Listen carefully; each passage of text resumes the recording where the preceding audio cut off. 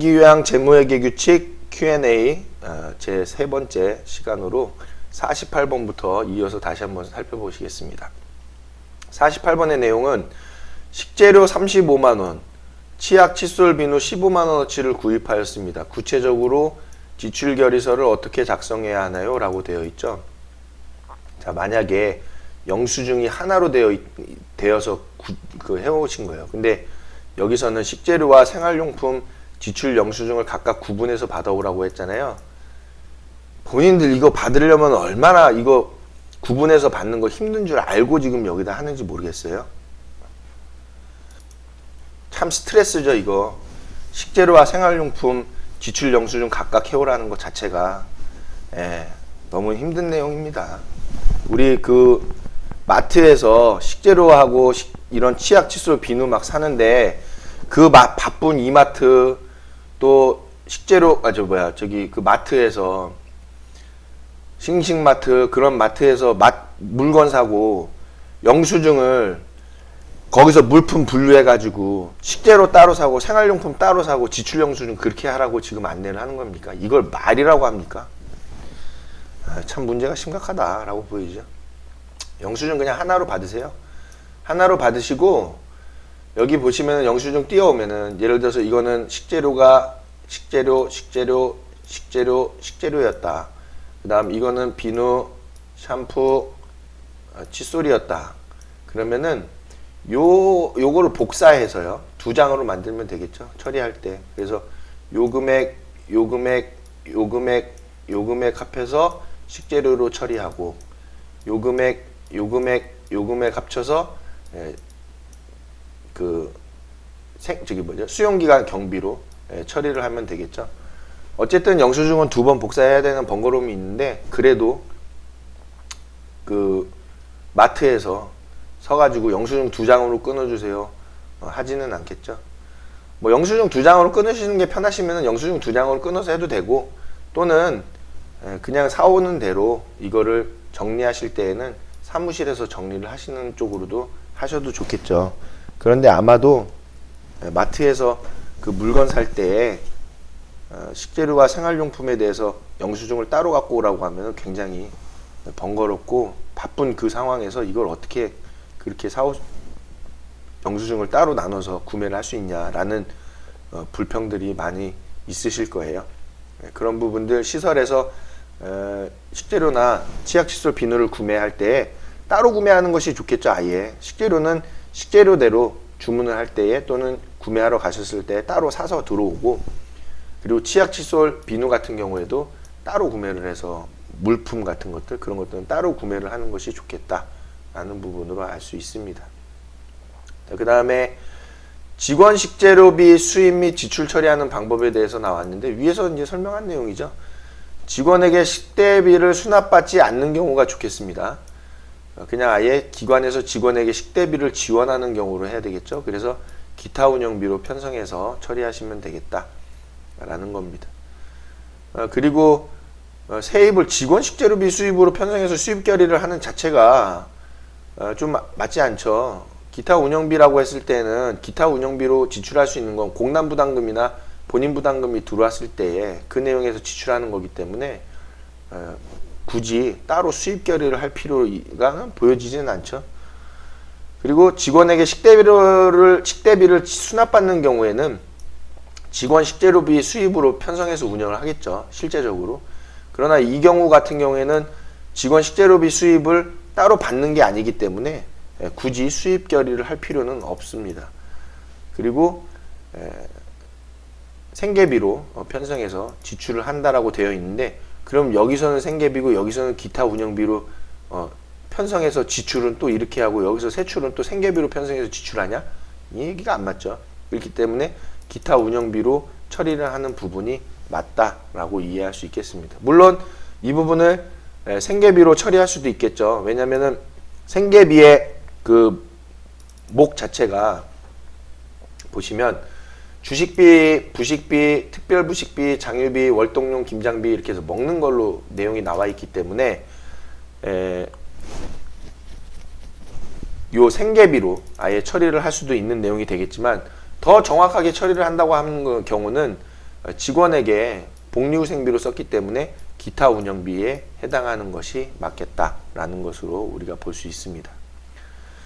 자, 그 다음에 쭉쭉쭉 내려가서 자, 시설 설치 전 부채에 대한 원금과 이자를 상환할 수 있나요? 이거는 뭐 다 알고 계시죠? 아닙니다. 없습니다.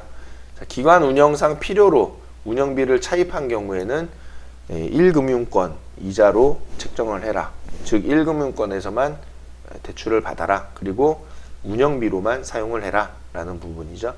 시설 전 부채에 대한 부분은 원금과 이자를 상환할 수 없기 때문에 기타 전출금을 통해서 이 부분을 상환해야 되는 것으로 여러분들 아셔야 되겠습니다.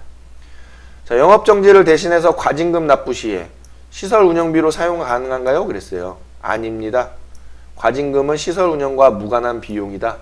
시설에 대해서 부과된 비용이 아니므로 시설 회계로 지출할 수 없습니다. 그럼 누구 돈으로 내나요? 대표자 돈으로 내라는 얘기죠. 대표자 사비로. 그러면 영업 정지를 당하는 이 영업 정지의 사유는 어쨌든 운영이 잘못돼서 영업 정지를 당하는 건데 그 과징금이 시설 운영비에서 안 나오면 어디서 나가야 한다는 건지 참 이해가 안 되죠.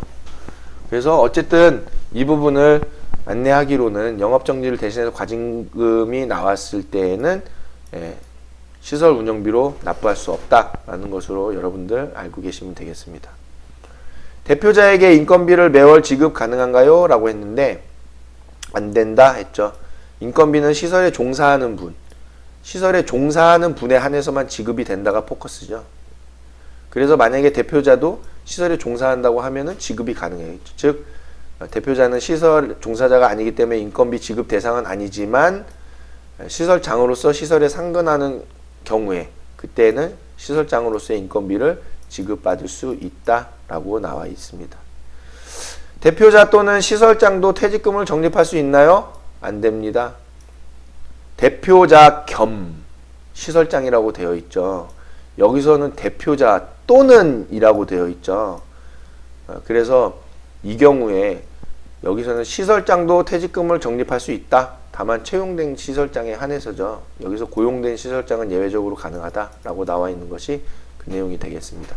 어쨌든 대표자는 퇴직금 적립 대상은 아니다라는 부분이죠. 장기유한기관 차량을 등록해야 한다고 들었는데 왜 해야 하나요?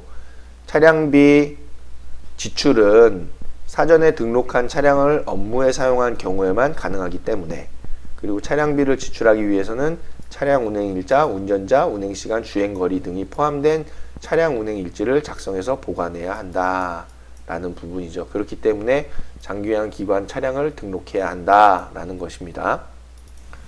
자, 장기유한기관 차량 등록 대상은 어떻게 되나요? 그랬어요. 보시면 실제 업무에 사용하는 차량을 등록해야 한다라는 거죠. 기관 명의 또는 대표자 명의인 경우 등록할 수 있다. 대표자 명의로 가겠죠. 우리는 대부분. 그 외의 명의 차량인 경우에는 기관 대표와 사용권 설정을 한 경우에만 등록할 수 있다라고 되어 있네요. 다만 영업용 택시나 버스 등은 등록할 수 없다. 즉 만약에 그 다른 그 명의자로 되어 있는 차량을 시설 차량으로 등록해서 쓰고자 한다고 하면 기관 대표와 사용권 계약을 하셔야 한다는 건데 대부분은 시설에서 대표자 명의로 되어 있는 차량을 쓰게끔 되어 있죠. 그렇기 때문에 이 내용은 여러분들이 실제 업무에 사용하는 차량을 등록할 때에 대표자 명의로 되어 있어야 한다는 것을 알아두시면 되겠습니다. 장기유한기관 차량 등록은 어디에 해야 하나요? 라고 되어 있는데 사회복지 시설 정보 시스템에 하시면 되겠죠. 그리고 장기요양보험법상 제가 장기요양기관은 장기요양기관 재무회계규칙 시스템에 등록하시면 되겠습니다. 자, 일자리 안정자금 같은 경우에는 지원금의 회계 처리 방법은 어떻게 되냐라고 했는데 간단하게 생각해서 기타 잡수입으로 처리하면 된다라는 거죠. 사업주 통장으로 수령한다 하더라도 기관 통장으로 이체해서 기관 통장으로 직접 수령 시 다 모두 기타 잡수입으로 처리를 하여야 한다라고 안내되어 있습니다. 자, 법인 외 시설이 결산보고 시 감사보고서를 제출해야 하나요? 되어 있어요. 개인 시설을 말하죠. 개인이 운영하는 사회복지시설은 제출하지 않아도 된다라고 되어 있는데 우리가 운영위원회에 감사를 두면 좋겠죠. 그래서 운영위원회에서 그 내용을 감사하는 것도 하나의 방법이고 좋은 내용이 될 수 있다라고 볼 수 있습니다. 자, 여기까지 해서 장기요양기관 재무회계규칙 Q&A에 대해서 우리가 아주 상세하게 다 하나하나씩 살펴봤고요. 중요한 거는 이제 뭐 다 내용을 하나로 정리하기에 너무 방대하다 보니까 어떻게 정리하기엔 좀 어렵고, 다만 이 내용이 지금 2019년 4월에 나왔기 때문에 우리가 해마다 지금 보건복지부에서 이 내용을 정리해서 발간을 하는구나 라는 것을 아시고, 요 4월 5월 때쯤에 또는 그 전부터 이미 이 내용이 나올 것으로 예상을 하셔서 자료를 확인할 필요가 있겠고, 그리고 중요한 것은 지금 이 내용들 계속 훑어보면 훑어볼수록 시설에서 자체적으로 회계를 관리해야 되는 상황으로 지금 벌어지고 있습니다, 내용이.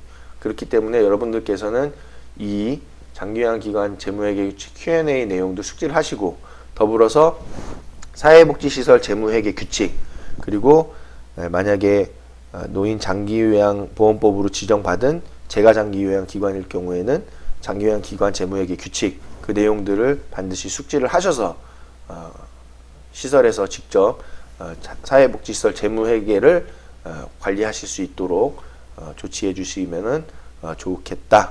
그렇게 해야지만이 시설회계가 적절히 잘 이루어질 수 있겠다라는 부분으로 안내를 드리면서 장기요양기관 재무회계 규칙 교육을 마치도록 하겠습니다. 오랜 시간 시청해 주셔서 대단히 감사합니다. 고맙습니다.